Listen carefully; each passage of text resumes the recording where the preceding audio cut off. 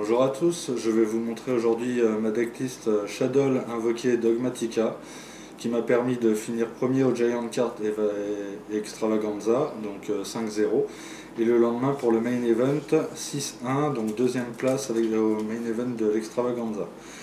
Donc on va tout de suite commencer avec l'engine Shadow. Je joue donc 2 Winda, 2 Squamat, un hérisson, une bête, une Ariel, un dragon. Donc tout ça c'est un grand classique de la base Shadow. Et je joue également un Falco. Bon, il n'est pas joué du tout en principe, mais je trouve que sur les matchs qui durent un peu et surtout sur le fait que j'utilise beaucoup d'effets durant le même tour des Shadow, donc c'est toujours un effet supplémentaire, ça permet de tenir à des OTK, s'il est détruit il revient, ou sinon il permet de récupérer des ressources dans le cimetière, donc je trouve ça plutôt pas mal. Après, bon, bah, je l'enlèverai peut-être pour mes autres matchs plus tard, je verrai bien. Mais pour l'instant, il m'a quand même un peu aidé, donc je suis pas mécontent de l'avoir joué. Ensuite, 3 Shadow Fusion, donc surtout si je go second, bah, c'est super bien si l'adversaire joue de l'extra deck, donc j'envoie direct du deck, c'est vachement bien. 2 L Shadow Fusion, ce qui permet également de pas mal OTK en pleine battle phase, on récupère des ressources, et puis bah, ouais, ça permet de bien taper. Et enfin, la schisme qui permet d'utiliser ce qui a déjà été balancé au cimetière et de gérer en envoyant au cimetière un Headlish par exemple en invoquant Construct ou un Apkalon ou une Winda pour gérer Dragoon. Donc voilà, la carte est assez forte, il n'y a pas besoin d'en dire plus là-dessus. Ensuite, pour ce qui est des Dogmatica, bah forcément 3 Nadir. Nadir est peut-être la carte la plus importante du jeu parce que par rapport au Shadow, elle va me tuto tout ce que je veux. Si j'ai besoin d'un monstre, voilà, je redéfausse le monstre en question. Ça me fait pas mal de CA, surtout avec l'Ecclésia qui vient après. Mais en gros, je peux aller chercher n'importe quelle magie ou piège ou monstre. Et en plus de ça, d'être bloqué de l'extradex, je trouve que c'est pas forcément un désavantage étant donné que Shadow, je préfère largement le jouer pendant le tour adverse. Ce qui n'est pas désagréable étant donné qu'on attend que l'adversaire déclare une spé pour faire un schisme ou une L Shadow Fusion, ça fait Winda, et voilà, il est bloqué pour le reste du tour. Ensuite en monstre, une Ecclésia et une Lys. Alors la Lys, je sais très bien qu'elle est plus très jouée en ce moment, mais déjà premièrement je me dis que Nadir, si on a déjà Ecclésia en main, bah, elle sert plus à rien, donc c'est toujours bien d'avoir 2 monstres différents.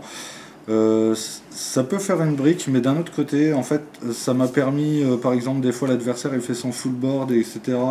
Il comptait Moteka en fin de main phase, je l'invoque, ce qui fait qu'il se dit mince, je pourrais pas le tuer ce tour-ci et je pourrais peut-être revenir le tour d'après.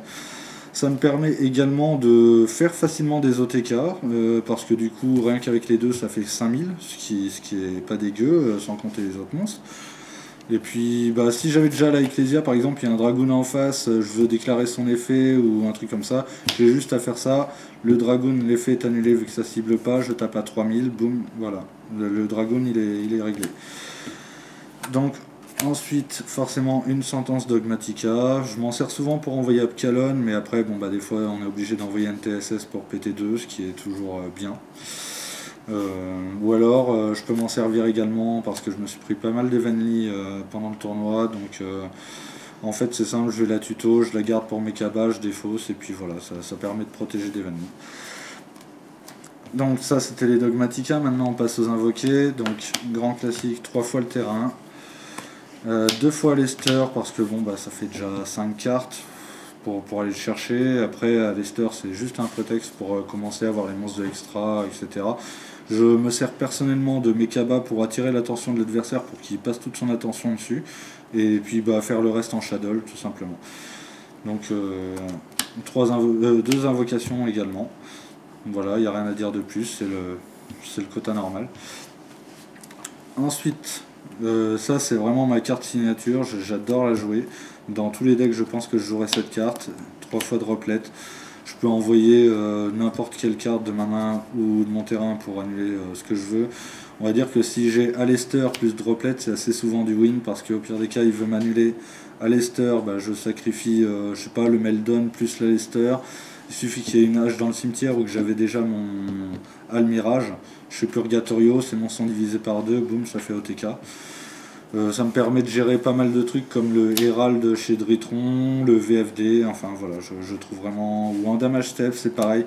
Si l'adversaire il a un Pancratops, qu'il a, je sais pas, un Dragoon ou des trucs... Ou même le Butler de Prankin, sachant qu'il peut pas me péter la Winda par effet de carte, il va vouloir la buter au combat.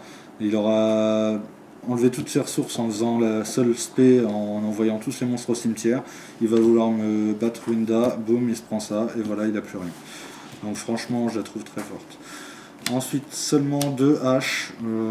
J'ai pas forcément envie de l'avoir. Je trouve que les decks savent beaucoup jouer autour. Ça leur casse pas forcément les combos, à moins de vraiment briques. Donc je me suis dit, bon, bah c'est toujours bien de l'avoir. Ouais, je peux l'avoir. Mais à 3, ça, je trouvais que ça prenait trop de place. Je préférais plutôt justement jouer 3 Schoolmaster. Parce que leur effet, c'est pas une fois par tour. C'est un Dark pour Winda au cas où que j'en ai qu'un en main. Je préfère ça à Didicro parce que s'il y a des magies, par exemple de Virtual World où ils déclarent leur effet de la bannir pour aller tuto, au moins vu que c'est un effet une fois par tour, j'aurais annulé ça, que si je fais Didicro dessus, il pourra en refoolish une et retenter l'effet. C'est pareil pour Sanguine, Didicro on fait ça sur Sanguine, bah il la chaîne et voilà, donc enfin après, on fait pas forcément sur Sanguine, on fait sur Wakiro ou Conquistador, mais voilà. Je trouve toujours que ça c'est mieux que Didicro. Et puis au pire des cas, il a 1700 d'attaque, ça peut aider de temps en temps, de le norme et puis de passer un truc qui peut gêner. Et enfin, le truc que je trouve obligatoire dans Shadow, 3 Gamma et un Driver, parce que si on fait Meldon, on peut se prendre Droll, si on fait Shadow Fusion, on peut se prendre H, donc voilà, ça protège. En plus de ça, vu que je joue Omega, bah, ça lui fait encore une autre carte en moins. Si l'Omega il est détruit, je peux regérer les ressources dans le cimetière ou virer des cartes du cimetière de l'adversaire, ce qui n'est pas mauvais. Donc voilà, tout ça c'est pour le main deck. Hop. Ensuite on passe à l'extra deck. Donc on va commencer par les invoquer. Un Mekaba, pas deux, c'est assez souvent joué à deux, mais je trouve qu'un seul gère assez bien. Le deuxième arriverait trop tard, enfin, je sais pas, non, un seul c'est très bien. L'adversaire portera son attention dessus, et puis voilà. Un Kaliga, comme je joue des Schoolmeisters, c'est souvent bien de le jouer. Je me dis que c'est une seconde Winda, ça permet de faire qu'un seul effet de monstre de l'adversaire, de pas forcément se faire tuer vu qu'il peut faire qu'une seule attaque, donc voilà, je trouve ça pas mal, ça bloque. Purgatorio obligatoire si on veut OTK, est tellement facile à faire. Et enfin Ogoides qui surprend pas mal, par exemple les Zodiacs, il invoque Norme, il fait son Xyz par dessus, boum, voilà, pété, il n'y en a plus. Ensuite ça peut permettre également d'OTK pas mal, vu que mes fusions sont au cimetière, je les bannis, et comme ça fait un gros boost d'attaque jusqu'à la fin de tour de l'adversaire. Sans compter les Alesters qu'on a en main, ça permet d'OTK très rapidement. Ensuite, donc ça c'est tout pour les invoquer. On va passer au Shadow, ma carte préférée, la Winda, une seule spé par tour, elle ne peut pas être détruite, et enfin par effet de carte, et si elle est envoyée au cimetière, je peux récupérer une carte Shadow. Voilà, franchement la carte je la trouve juste excellente. Deux Abkalon qui font le taf avec Nadir, qui me font aller chercher n'importe quelle carte, et assez souvent les gens oublient qu'on peut récupérer également du cimetière. Donc par exemple je peux récupérer Ariel dans le cimetière et la redéfausser pour bannir ce que je veux. Si par exemple je joue contre un Headlich, je fais sentence, j'envoie ça, je vais rechercher l'Ariel dans le cimetière ou dans le deck et puis je lui bannis 3 et puis voilà, c'est plutôt pas mal. 2 constructs, pas 3. Il y a des fois j'aurais préféré l'avoir à 3, mais bon, au final j'ai réussi à m'en passer sans. Je trouve que 2 c'est pas mal. Donc voilà pour les Shadows. Un NTSS, c'est un peu obligatoire avec Nadir, hein, au cas où il y ait une carte qui m'embête sur le terrain.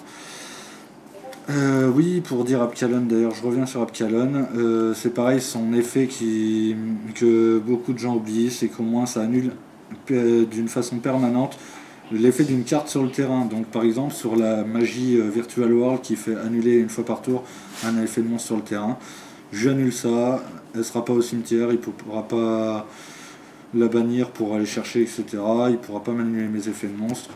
Donc il y avait sur ça, sur le piège également Virtual World, enfin sur pas mal de choses, des terrains qui peuvent être embêtants. Voilà. Ensuite, un Oméga, je vais expliquer pour Gamma, ou alors je peux l'envoyer au cimetière avec Sentence pour recycler NTSS ou d'autres cartes.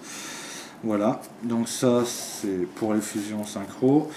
Et ensuite, un grand classique pour les links, le El Mirage pour faire Purgatorio, ou alors des fois, souvent, je m'en sers également, je l'invoque comme ça, et puis pour protéger mes Kaba ou Ogoides, parce que je sais que l'adversaire joue, je sais pas, Zodiac ou Eldritch, je lui bannis son Eldritch du cimetière, ou je sais pas, un Gamma dans mon cimetière, peu importe, et puis comme ça, il est protégé. Donc voilà, c'est toujours bien. Le Gardna pour faire mes Kaba, et le contrôleur de la pesanteur pour... souvent, j'envoie Construct au cimetière pour récupérer schisme ou un truc comme ça. Bon, voilà, c'est plutôt pas mal. On va passer au side. Donc le side, 3 cyclones pour les trucs comme Eldritch, comme Virtual World, etc. Voilà. Ensuite, 3 drôles. Pour Drétron, pour plein d'autres decks, pour invoquer si je rencontrais du miroir. Alors, super poli, à 3, mais je ne l'ai pas du tout utilisé. Je trouve en vrai que je pense que je vais la retirer. Ou alors en jouer une main deck avec Anaconda dans une prochaine version, je ne sais pas encore. Mais je trouve qu'on perd beaucoup de ressources et qu'il y a beaucoup de decks qui ne le craignent pas. Prankit, ça ne me servira à rien par exemple, ou Virtual World, donc même Zodiac d'ailleurs, ça ne me servira à rien. Donc je pense que je la retirerai. 3 Dark Ruler. Je les ai rentrés pour Drétron parce que le Herald je l'aime pas du tout. Et puis voilà, c'était surtout principalement pour Drétron. Et enfin 3 Evenly Match qui m'ont beaucoup aidé. Contre Altergeist, contre Eldritch Zodiac, même contre Virtual World d'ailleurs. C'était assez sympa de la jouer, surtout qu'après, j'ai eu de la chance, heureusement, je fais Meldon, il y a effet de Ridan en face, j'ai Gamma, donc voilà, ça fait beaucoup de moins à l'adversaire et beaucoup de plus pour moi. Donc je regrette pas d'avoir joué cette carte, voilà. Donc ensuite, pour résumer le tournoi, j'ai vachement bien aimé, tout le monde était sympa, il n'y a qu'un seul regret, enfin non, 2 regrets. Je suis tombé contre un adversaire où j'avais clairement la victoire. Il a déclaré sa spéciale summon. Je fais Winda. J'avais encore une entrap en main. J'avais encore mes Kaba. J'avais encore Sentence. Il avait que 2 cartes en main. Il avait fait sa spé. Il pouvait plus rien faire. Malheureusement, la règle de Konami est stricte. C'est que si on est déconnecté même 2 secondes, ce qui fut le cas, juste 2 secondes, on se prend un game lost. Donc... l'adversaire, il savait très bien qu'il était foutu, il n'a pas hésité, il fallait sauter sur l'occasion, parce que sa seule chance de gagner c'était comme ça. Il savait très bien qu'il avait perdu et je me suis pris game loss pour ça. Donc heureusement que le karma a fonctionné, du coup j'ai mis 2 défaites dans la tronche après, donc heureusement parce que ça m'avait pas mal énervé, mais voilà. Je remercie les autres adversaires qui ont accepté cette déconnexion de 2-3 secondes, sans quoi j'aurais peut-être pas fait ce résultat là. Et je suis également dégoûté pour ma finale, j'étais arrivé à 6-0 et j'affronte justement le finaliste, Raphaël Duriez, où il gagne la première, j'avais brick, j'avais pu faire qu'une Winda qu'il a pu gérer, c'est pas grave, et la deuxième, je pouvais faire des moves, et déconnexion de 2 secondes, le juge était là parce qu'il savait que le risque que je sois déco arrive, donc voilà, j'ai perdu la finale comme ça a été très rapide, mais après, heureusement, je ne suis pas de mauvaise foi. On a voulu jouer le reste de la partie pour le fun, et quoi qu'il arrive, Raphaël aurait gagné. Donc je n'ai aucun regret là-dessus, j'ai fini 2e, voilà, tout s'est bien passé, je remercie beaucoup l'organisation, et voilà, j'espère qu'on se reverra pour d'autres matchs. Merci beaucoup.